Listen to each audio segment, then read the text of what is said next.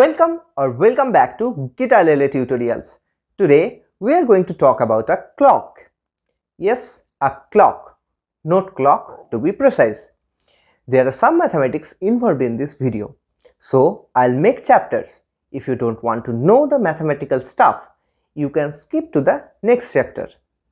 Let's start with a clock first. We see 12 numbers written on the clock face. Now let me take you to a little deep on sounds that we can hear. Then we'll come back to the clock.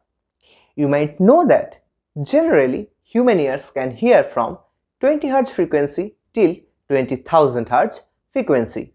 Now what we have done is that we have divided this large frequency spectrum in different musical segments, and for each segment we have a starting point and an end point. The segmentations start from 16.35 Hz and go till 7902.13 Hz.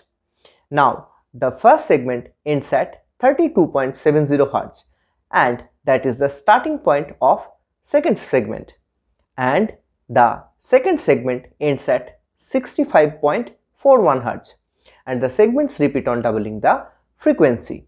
So the third segment starts at 65.41 Hz and ends at 130.81 Hz, and so on. Now to make things more interesting and easy to use, we have further divided each segment into 12 semi-segments.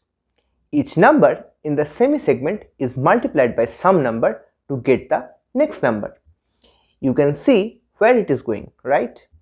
Now a question to you.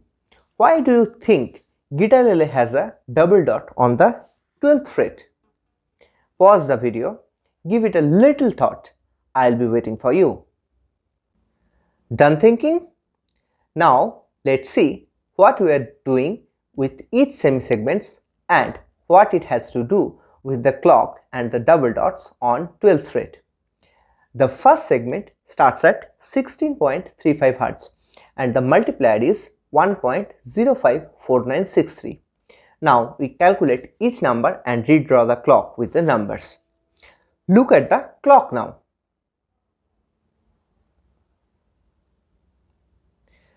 Too many numbers to remember, that too with fractions.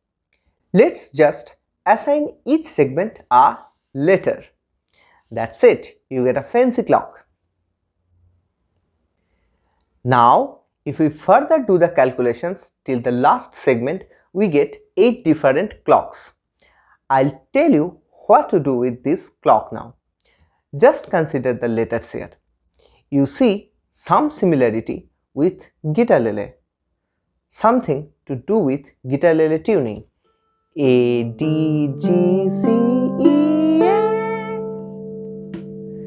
In fact, 5 letters from the clock match the open string notes, isn't it? And that's exactly what we are doing. We are assigning a letter to each frequency, or in musical terms, a note. If we take the first segment, 16.35 Hz, that is C0, and 32.70 Hz is C1. Now let's draw the third clock face, which starts from 65.41 Hz and goes up to 130.81 Hz, and assign a letter for each number in the similar fashion. And the fourth clock face too. Notice that we are now incrementing the clock face number with each clock. The first clock started from C0, the second from C1, the third from C2, and so on. Now let's see what is the frequency of letter A in the third clock phase, which starts from C2. Let's play the thickest string on Guitalele and measure its frequency. Check the frequency of A2 on clock. You got the similarity? So Guitalele thickest open string is A2 on the clock, and the clock represents all the notes. That's why it's called note clock. Now let's unveil the mystery of 12th fret. I'll play the third string. The open string frequency is, and the 12th fret frequency is. We see the 12th fret almost doubles the frequency of the open string, and that's what in musical terms is known as an octave, or we say that 12th fret of C string is an octave higher than the open C string.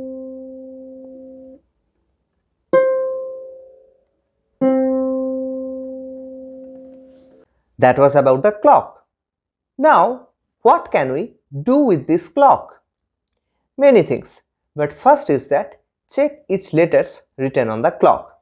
And we have seen that each string of Guitalele represents 5 letters from the clock. Now, let's say the thickest string, its note is A. Going clockwise in the clock is similar to moving one fret on one string. Now, you may know that Western musical notation starts from A and ends in G. The clock also has the same letters. But what with the hashtags in the clock? Actually, it's not a hashtag, it's called a sharp. And the symbol that looks like B is called flat. The notes with only letters are called natural notes, and sharps and flats are called accidentals.